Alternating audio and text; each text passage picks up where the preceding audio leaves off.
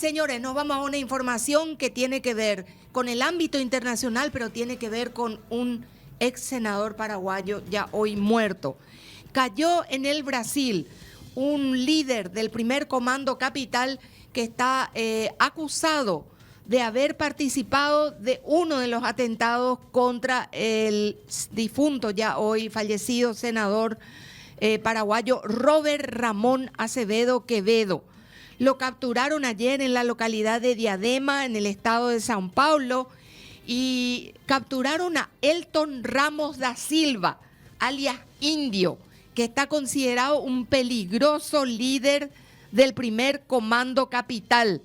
Recordemos que hubo un atentado en el 2010 contra el senador Robert Acevedo. 26 de abril. Del cual salió vivo, pero por milagro. Murieron su chofer y su guardia.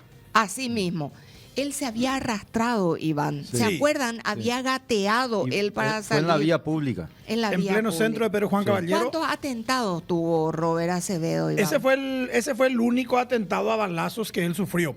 Entonces, creo que cuando eso ya era senador.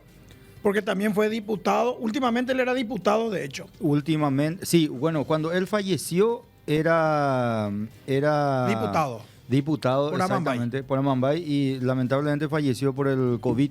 Pero en aquella oportunidad fue un atentado terrible en la vía pública, aparatoso, como Sí. todos los atentados, por supuesto.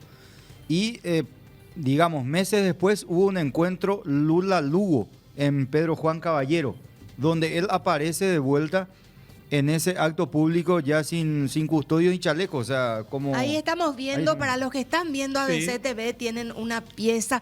Ustedes saben que ABC Color es el mejor archivo de la memoria y de la historia. Tenemos todo desde 1967, exceptuando los 5 años en los cuales nos cerró la dictadura astronista.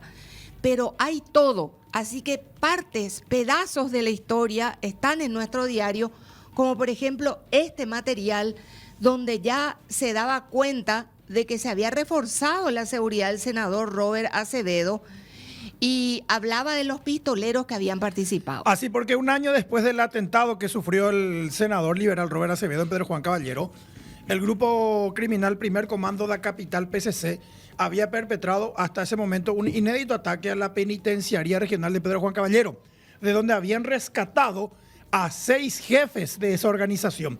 En el diario que estamos mostrando, que corresponde al 4 de mayo del año 2011, en nuestro diario presentaba las fotos de los 6 criminales que fueron rescatados por un grupo tipo comando, que atropelló la cárcel al aprovechar una distracción generada por prostitutas que fueron contratadas para una fiesta dentro del penal. Los evadidos en aquella época eran Emiliano Rojas Jiménez, alias Emiliano I, el que disparó contra Acevedo, y los otros integrantes de su grupo, Eduardo Feuda Silva, Francisco Aparecido Segovia, Paulo Augusto de Sousa, el que se hacía llamar en aquel entonces Diego de Oliveira Braga, y Gustavo Fernández de Oliveira, cuya verdadera identidad era otra también. El que está entre los 6 evadidos, el del medio en la línea de abajo, en la segunda línea, ese es el hoy recapturado en Brasil. Se hacía llamar Diego de Oliveira Braga, pero su verdadero nombre es Elton Ramos da Silva, alias Indio, elemento brasileño del PCC que fue capturado el 10 de febrero del 2011 por la Senat en Pedro Juan Caballero con armas de guerra, municiones y elementos informáticos. Era un sospechoso de haber organizado el atentado contra Robert Acevedo y coincidentemente fue rescatado ese año 2011 con el tirador del caso Robert Acevedo. No es menos cosa, Iván, que le hayan intentado matar un 26 de abril, Día misma del periodista. fecha en la cual también le asesinaban a Santiago Santiago Leguizamón, Así ¿verdad? mismo, O sea, el Día del Periodista, que a nosotros hasta hoy día nos duele, nos clavaron un puñal que nunca más sacaremos del corazón. Sí. Imagínense, para matar un periodista en el Día del Periodista es un mensaje que llega a lo más profundo del corazón Y ellos del alma. eran propietarios de una radioemisora. Sí, Radio Amambay,